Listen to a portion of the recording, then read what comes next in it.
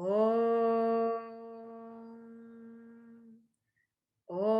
सहना भवतु सहनौ भुनक्तु सह वीर्यं करवावहै तेजस्विनावधीतमस्तु मा विद्विषावहै ॐ शान्ति शान्ति शान्तिः समस्तजनकल्याणे निरतं करुणामयं नमामि चिन्मयं देवं सद्गुरुं ब्रह्मविद्वरम्.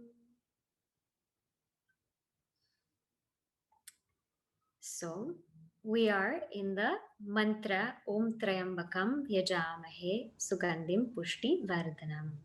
So let us just see what we have done so far. I will share my screen so it becomes very clear. So here we have taken Om Trayambakam, the one with 3 eyes. Yajamahe, we worship, we sacrifice. Sugandhim, who is fragrant. Pushtivardhanam, who makes us grow.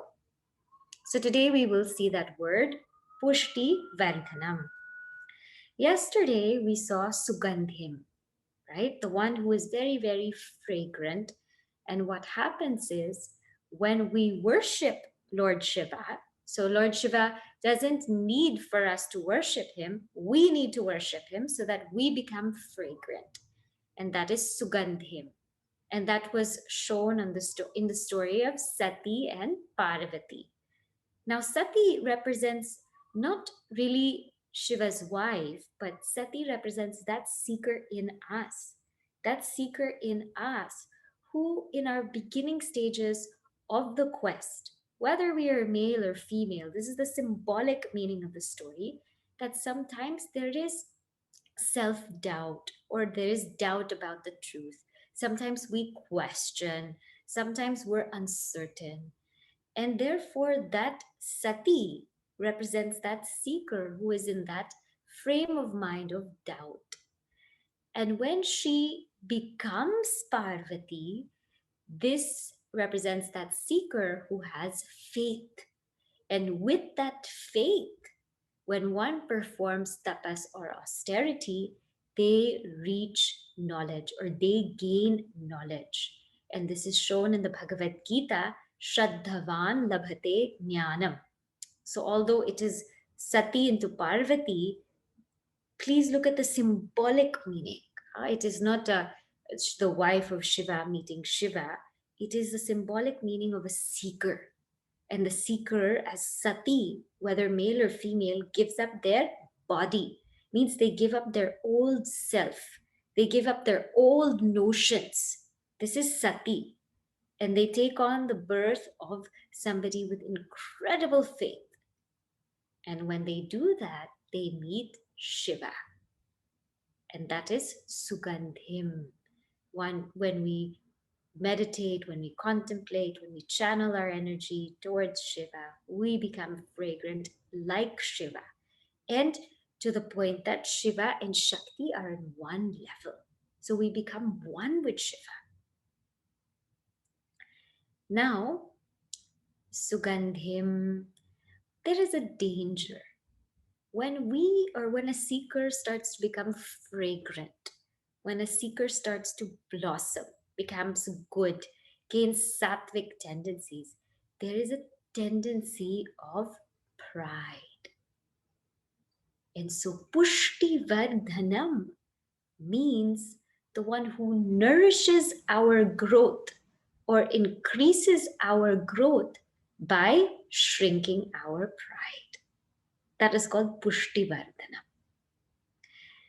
There is this one beautiful story of Bhagavan Shiva's Leela. Bhagavan Shiva, he had this devotee, Bhanabhadra.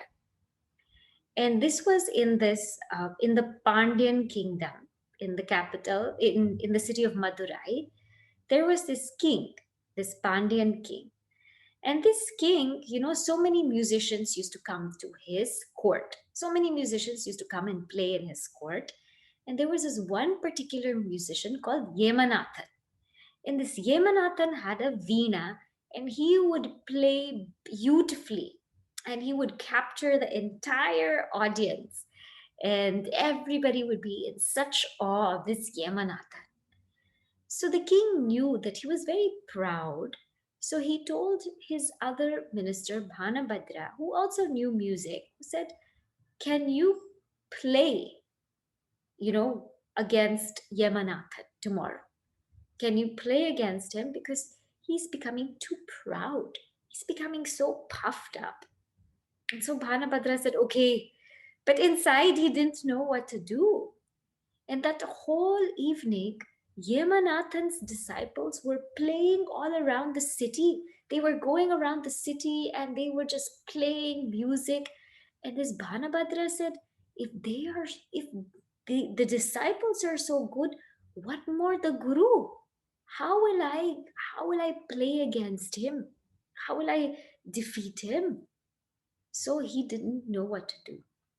So he went to worship Lord Shiva in the form of Soma Sundara, the beautiful form of Lord Shiva. He said, Bhagavan Shiva, I'm your disciple, and this task has been given to me, but I don't know what to do. I don't know if I can even play better than him. And so he prayed and prayed to Lord Shiva, and then he went to sleep. Lord Shiva came down. He came in that city of Madurai, and he was disguised as carrying wood. He was a fuel seller, so he was carrying wood on his shoulders, and he was also carrying the veena. He was carrying this wood and carrying the veena, and he goes and he walks on the streets. And at midnight, he goes to the house where this Yamanathan is staying. And he goes to the balcony of that house. Back in the day, people used to leave their balconies open for anybody to come and stay because Atithi Devo Bhava, right? So he left this balcony open, this Yamanathan.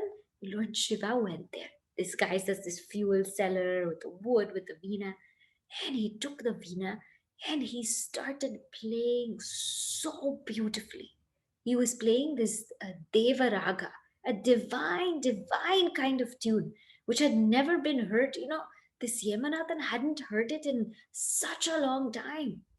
And he said, who is this person playing this raga outside my balcony? And so he goes to this person playing the veena. He says, who are you? And this person says, I am the disciple of Bhanabhadra. I am his disciple, and he thought that I was unfit to sing with him. So therefore, I am roaming about the streets playing my own music. This Yamanathan said, oh my God, if that's the disciple of Bhanabhadra, how am I going to play against this Bhanabhadra tomorrow? He told all of his disciples, he said, let us go away from this kingdom. I cannot face this Bhanabhadra. And so he left. He snuck out because he said, I cannot face him. There's no way. And the next morning, Bhanabhadra woke up and Lord Shiva appeared to him and said, don't worry, everything is okay. I appeared as a fuel seller and I stayed outside Yamanathan's balcony and I played a raga. And he was so astonished. And I told him that I was your disciple, that he left the city. And Bhanabhadra was so grateful, so grateful. He bowed down to Lord Shiva. And so then that morning then, this Bhanabhadra went to the kingdom and the king said, we cannot find the Yamanathan. We searched everywhere, but we cannot find him. And so Bhanabhadra said, I understand. And the king said, tell me what happened when you went home. So Bhanabhadra told him the whole story, that he prayed to Lord Shiva and Lord Shiva came in disguise. And so Yamanathan ran away. And the king said, I am so pleased with your devotion, Bhanabhadra. From now on, all I want you to do is you sing music worshipping Lord Shiva. That is Soma Sundara. Sing worshipping him, praise him, and you sing only about him. And that was Lord Shiva's Leela. So you see how Lord Shiva nourishes our growth. What is his Pushtivardhanam? His nourishing our growth is shrinking our pride. So don't think God's nourishing our growth is going to be giving us whatever we want, making us comfortable, making us all nice and, happy. Bhagavan will come and hit us where it hurts, because that is the only way we will grow. This is the Pushtivardhanam we get from Bhagavan. So when you see this word, you can think of that.